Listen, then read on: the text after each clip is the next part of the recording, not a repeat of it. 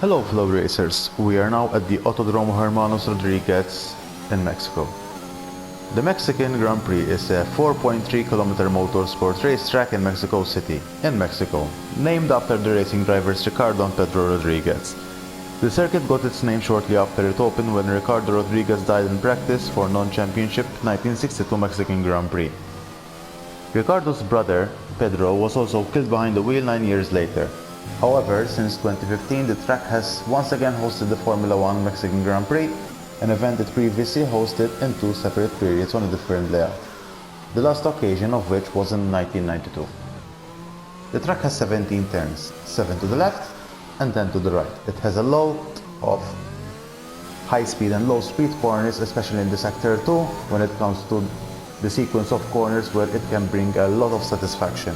However, the main event from this track is the baseball pitch that is also used as part of the track, and the long straight when the finish line occurs. The current race lap record is held by Valtteri Bottas on the Mercedes in 2021, and the tire strategies can vary between 1 to 2 stop strategy, varying between softs, mediums or hards depending on the driver's type. However, in the real Formula One, a one-stop strategy was used between the medium to hard tires.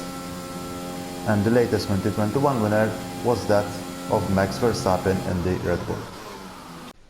Alright, we're going to explain in a little bit more detail the hot lap of the Mexican Grand Prix. One may note that apart from the long straights at the start-finish line, the track is completely a track which can win you a lot or lose you a lot of time depending on how you take each and every chicane and corner, especially within the sectors 2 and 3. So let's get on with it. Let's start explaining this hot lap. So we're taking the last couple of turns, taking the longest distance possible in order to start the track and the hot lap with the highest speed possible. And now we're taking the long straight, turning on the DRS. And now we're going to stay at the most leftward parts of the track in order to attack the first couple of corners, turns 1, 2 and 3. And as you may have noticed, at around the 110-120 meter mark, we're going to brake until gear 3, and we're going to literally attack these 3 corners. So we're taking the most inside part, so we're starting from the outside part of the track. We're going to attack the inside of turn 1. The same applies for turn 2. However, turn 3 we will only kiss the curb, because beyond the curb there's a little bit of an extra bumpy curb which will make the car spin. So one needs to be very attentive. So let's explain this a little bit segmented. So braking points, turn 1. We're going to accelerate a little bit here, but we're not going to change the gear. So we're going to keep gear 3 all along. Okay, so we're going to attack turn 2 with gear 3. And exactly as we're going to touch this apex of turn 3, you can note the orange part, the bumpy curb that one cannot touch. So we're going to kiss the curb, and we're going to short shift into gear 4, keeping it at the outside part of the track in order to get to the throttle as early as possible. So we're turning on the DRS, another long straight, and now we're going to a sequence of corners, finishing sector 1. So at around this 100 to 80 meter mark, we're going to downshift into gear 2, and we're going to keep gear 2 for the following 2 turns. Attack the curb, still in gear 2, and as soon as we touch this part, we're going to short shift into gear 3, and we're going to keep at the most outside part of the track. So you will note a lot of kissing the curbs in this part of the sector. The aim is to get the rotation of the car as efficient as possible without making it spin, because this way we can win a lot of time. So short shifting into gear 3, taking the outside part of the track. The same will apply here.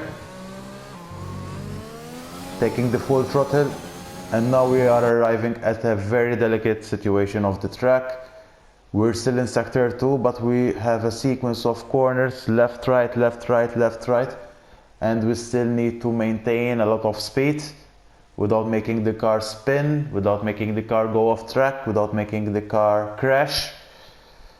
And we still need to get that momentum. So we're going to keep at gear 6 at around the 70 meter, 75 meter mark. We're going to downshift one gear only to gear 5, and we're going to attack the inside part of the corner.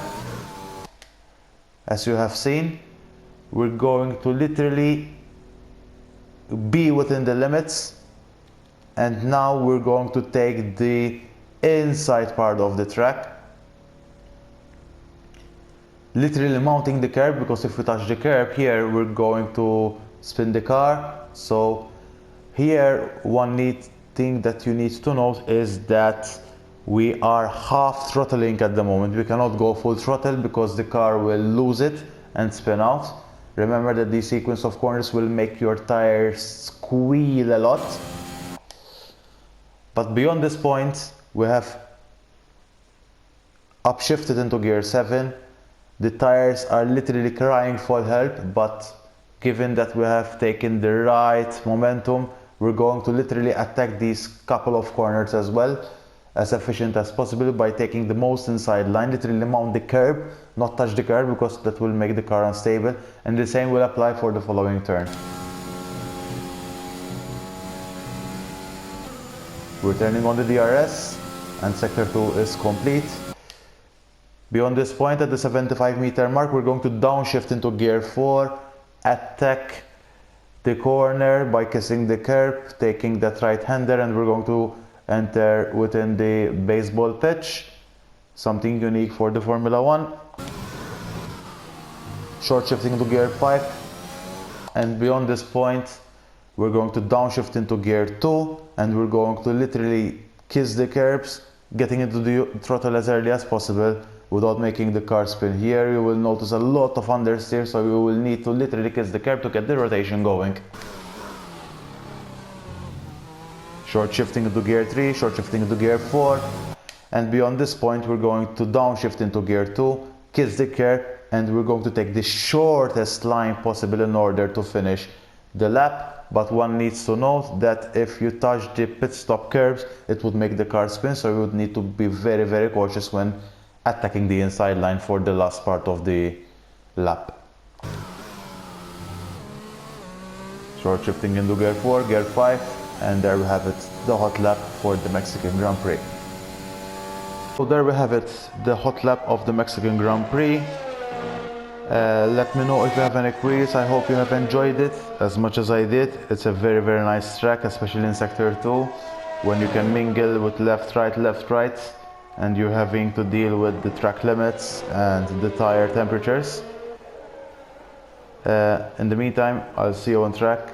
Take care and stay safe.